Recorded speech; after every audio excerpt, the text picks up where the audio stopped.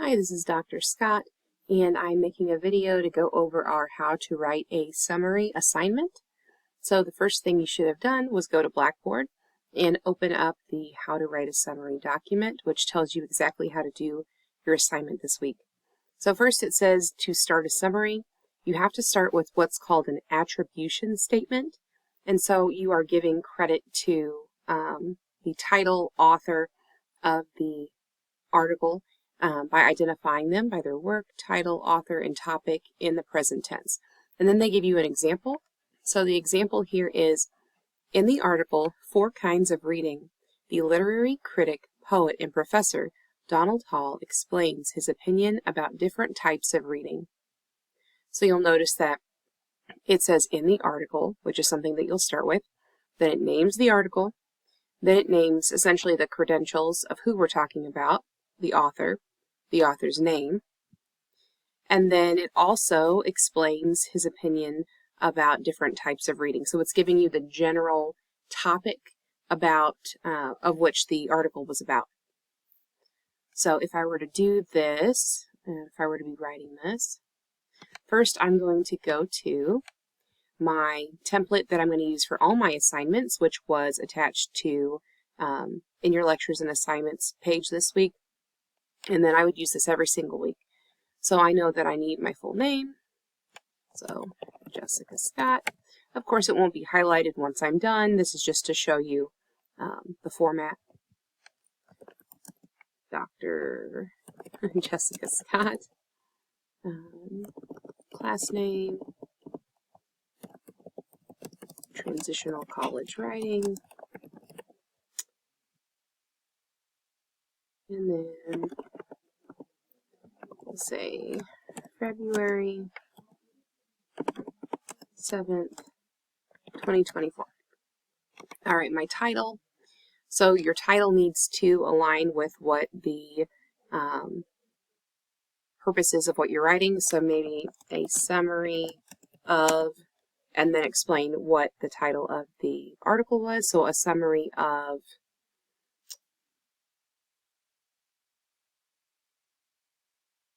the example talks about 4 kinds of reading.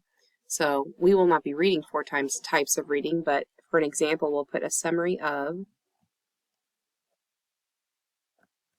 4 types of reading. Okay, and again, that is centered because it's the title. And then we left align and hit tab to indent. And we start our paragraph here, which is where we would put that attribution statement to get started. So if this was my attribution statement, if this was in my own words, then I would put it right here. Again, you will not be copying and pasting a sentence into your work. This is just for an example. So this is our first sentence. It gives attribution. And then in the second sentence of your summary, it says it needs to present the main idea or thesis statement of the article in a single sentence. So what is the author's main argument, main point that they are making throughout the article? In this example, it says Hall argues that different kinds of reading require different levels of intellectual and emotional engagement on the part of the reader. So then that would be my second sentence. And then the rest of my paragraph is going to be essentially summarizing all the main points. So the remainder of your summary will cover the evidence supporting the thesis statement. Check with reading notes and original source to be sure to include all major points and evidence or assertion related to the main idea and thesis. Most of a summary will be the author's information presented in the student's or the writer's own words. I also want to bring up plagiarism here. It is a summary, so you are not using their exact words. It's okay that if you want to quote them, like let's say you quote like a 3 or 4 word phrase and you have it in quotation marks, that's fine, as long as you are giving credit to the author. But your summary should not be full of quotes. The summary should be paraphrased and written in your own words. And that means that it is so far removed and changed from the words that were in the actual article that there is no way that someone could say that you stole their work, that you are plagiarizing. I think a good rule would be no more than 2 words in a sentence can be the same from what you're taking it from. If more than 2 words in a sentence, or especially more than 2 words in a row, then you are for sure plagiarizing and you'll need to rewrite that.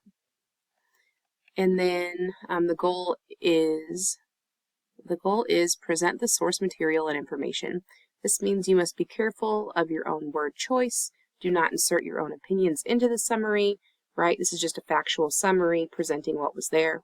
Opinions in summary paragraphs should only be the directly quoted opinion of the source being summarized. If you wish to directly quote an opinion or characterization, it will need to be cited at the end of the sentence according to direct quotation rules, with a page citation at the end of the sentence. All right, so I'll let you read through the rest of it. Remember that you need to both use in paragraph citations to give credit to the author, and you need a bibliographic entry at the end, which here's the example of a bibliographic entry. So it has the last name, comma, first name of the author, and then the title of the article in quotation marks. The title of the journal is italicized. The edition it came out of. Let's see. I believe this would be the publisher, and then the year it was published and the pages within it that it was found. And then there's another example down here. So you are, if you're not sure how to do this, you can always go to the resources for MLA formatting, one of which is in-text citations. So in text, if you are wanting to cite a source, if there is no page number, it says MLA in-text citation style uses the author's last name and the page number. But if there is no page number, you just use their last name. So if you quote this person and there is not a page number for the article, as far as page 1, 2, 3, or 4, let's say I said the author, we'll put Paul. Paul asserts that everyone is special in their own way, which has nothing to do with what we're talking about, but I am then going to, in parentheses, put Paul, in parentheses, period. Now, if this was something that had multiple pages, if this was located on page 6 of a 20-page magazine article, or on page 12 of a newspaper, then you would put Hall, space, and then 12, whatever the page number is. So if you do a direct quote, you need to put in parentheses the last name of the author, space, and the page number. But if there is no applicable page number, then you just use their last name in parentheses. Now, of course, you're going to continue to write about all of the main points that happen throughout the article. When you are done summarizing the article, when you have a full paragraph that starts with this attribution, talks about that main idea in that second sentence, and then goes on to describe all the main points that were discussed throughout the article without word for word retelling you the whole article, then at the end, so I would just do it on the next page. I'll show you. So down here, we're going to do works cited. Let's go ahead and center it. We don't want to center our actual resources or our citations. I'm going to take this example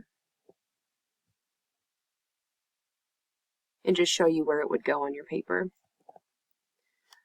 So this would be under works cited, which is centered, and then left aligned to start your actual source. And again, this is how you would lay out yours. So just whatever article that you read, know that it's the author's last name, comma, first name, period.